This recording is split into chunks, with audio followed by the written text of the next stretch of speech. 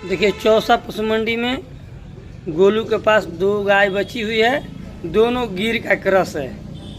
दोनों दांत में कै दांत का है हो? 4 दांत का है भैया। 4 दांत दोनों बता रहे हैं और लगभग 4-5 दिन दोनों में समय है बच्चा देने में। बहुत ही शानदार बछिया है। दोनों गिर का क्रस है। दोनों का दाम क्या मांग रहे हो गोलू बाबू? दोनों का दाम एक लाख में 1.25 मांग रहे हैं भैया। दोनों का 1.25 मांग रहे हैं, लेकिन लेने देने वाला ग्राहक आएगा तो उसी में छोड़ बाढ़ करके कुछ कम बेसी करेंगे। लेकिन दोनों सुधा ठंडा गाय है।